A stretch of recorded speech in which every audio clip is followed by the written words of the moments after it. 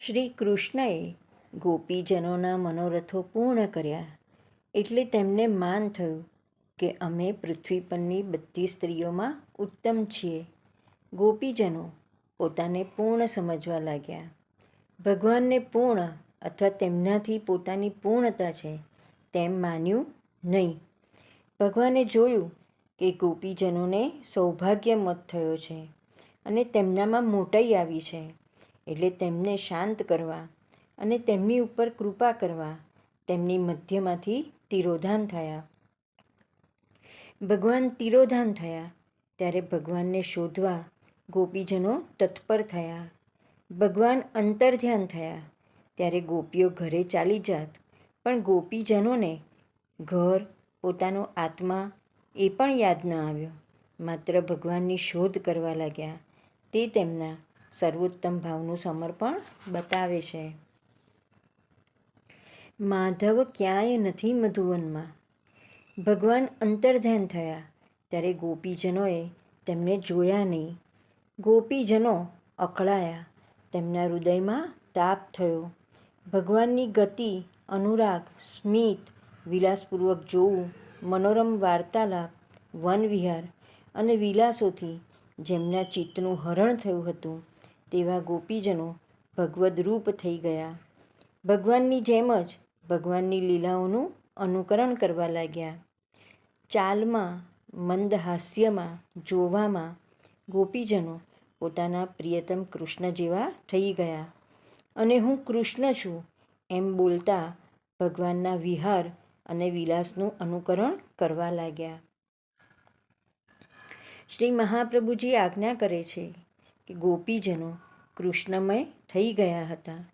હું કૃષ્ણ છું એવો ભાવ માત્ર વિરહને કારણે થયો હતો.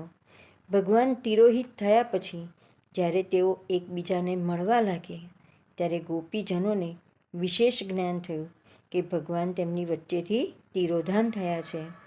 બધા ગોપીજનો ભેગા થઈ ઉચ્ચ સ્વરે ભગવાનના યશોગાન કરતા ઉન્મત્ત દશામાં એક વનથી બીજા વનમાં પ્રિયતમને શોધવા લાગ્યા. ગોપીજનો વનસ્પતિ, વૃક્ષવેલીઓને પૂછવા લાગ્યા, હે પીપળા, હે પીપર, હે વડ.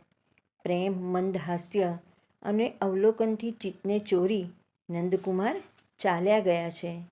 તમે તેમને ક્યાંય જોયા? પહેલાં પીપળો, વડ વગેરેને પૂછ્યું, પણ તે બધા ફળ રહિત હતા. એટલે બંને પ્રકારના વૃક્ષોને ભગવાનનું જ્ઞાન નથી એમ ગોપીજનોએ વિચાર કર્યો.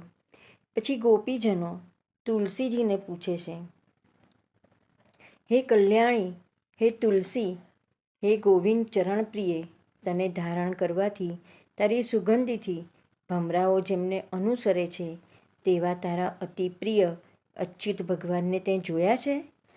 પછી ગોપીજનો વિવિધ પુષ્પલતાઓને ભગવાનના સમાચાર પૂછે છે, હે માલતી, હે મલ્લિકા, હે જાઈ, હે જુઈ, તમે ભગવાનને જોયા? જેના કર કમલના સ્પર્શથી તમારામાં રોમાંચ થાય છે તે ભગવાન અહીંથી પધાર્યા છે? હે આંબા, હે રાયણ, હે ફણસ, હે જાંબુ, હે આકડા, હે બિલીવૃક્ષ, હે બકુલ, હે કદમ અને બીજા શ્રી યમુનાજીના કિનારે ઉગેલા હે પરોપકારી વૃક્ષો, અમે ભાન ભૂલેલા છીએ. અમને અમારા પ્રિયતમ શ્રી કૃષ્ણનો માર્ગ બતાવો.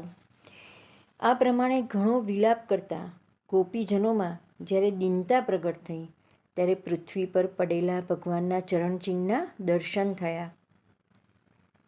એટલે ગોપીજનોએ પૃથ્વીની સ્તુતિ કરી, હે પૃથ્વી, પૂર્વજન્મમાં તે શું તપ કર્યું છે કે કેશવ ભગવાનના ચરણ કમળનો સ્પર્શ તને થયો?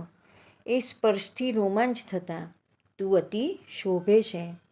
આ રોમાંચ તને પ્રિયતમના ચરણ કમળનો હમણાં સ્પર્શ થવાથી થયો કે પછી વામન અવતારમાં તને માપી ત્યારે તેનો આનંદ છે કે પછી વરા અવતારમાં ભગવાન તને પાતાળમાંથી બહાર લાવ્યા ત્યારે કરેલા આલિંગનથી થયો હતો?